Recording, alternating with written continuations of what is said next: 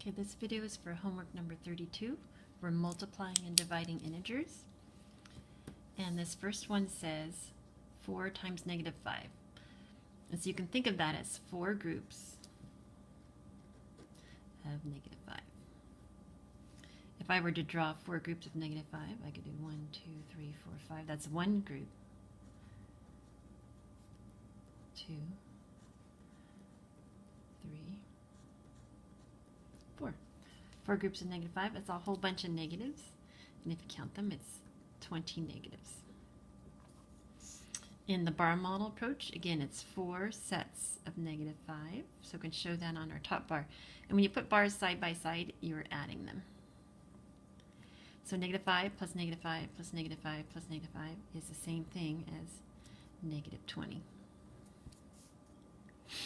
So one thing we started noticing in class today, when you multiply a positive number times a negative number, the signs are different. One's positive and one's negative. And you ended up with a negative answer, negative product, which turned out to be negative 20. Okay, let's try another one. So these are all similar to the one above. Let's try one. This one's a little bit different. Here we have 1 times negative 8, one group of 8 negatives. 1, 2, 3, 4, 5, 6, 7, 8. And that's just equal to negative 8. One group. All right, let's try one of these. So the opposite, number 5 here, the opposite of 3 groups of negative 1. Draw the opposite of 3 groups of negative 1. Well, if I drew 3 groups of negative 1, that would be, here's one group, here's another, here's another. But if I want the opposite of that, let's take it the opposite of that. That would be a positive 3. And in bar model mode, if I drew 3 groups of negative 1 and then thought of, okay, what's the opposite of 3 groups of negative 1? That would be positive 1, and a positive 1, which would be equal to positive 3. So it turns out when the signs are the same, negative 1 and negative 3 are the same, they're negatives.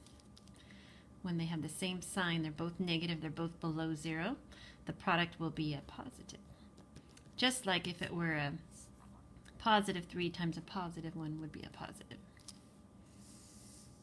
So that's the pattern I wanted you to notice. Let's take a look at some division problems. Negative 21 divided by 7, or sorry, divided by negative 7.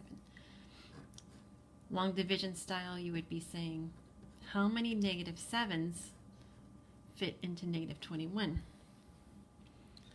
So I'm going to start by drawing my negative 21. There's 7 of them. 8, 9, 10, 11, 12, 13, 14, 15, 16, 17, 18, 19, 20, 21. Okay, how many sets of negative 7 are in negative 21? Well, there's 1 set on the first row. Here's 1. Here's 2 sets on the second row and 3 on the third row. So it turns out it's equal to a positive 3 because we're counting those sets. In a bar model format, you have your negative 21, and you want to know how many negative 7s do we need to get to 21, negative 21. And there's 3 of them, so 3 sets. And in this case, the signs are the same. They're both negative, and we ended up with a positive quotient. So that's what you would write here. The signs were the same, and the quotient ended up being positive.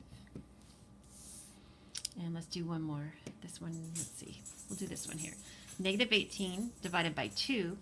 This is a fair share model. When I divide by a positive number, I like to think in terms of fair share or equal groups. So you have 18 negatives, or negative 18, divided into 2 equal groups.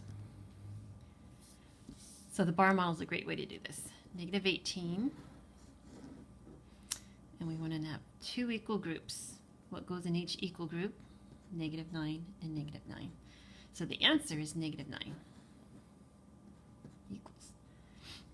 And with the integer chips, we would draw 4, 5, 6, 7, 8, 9, 10, 11, 12, 13, 18 negatives in two equal groups. There's one here and then one here. So the answer is 2.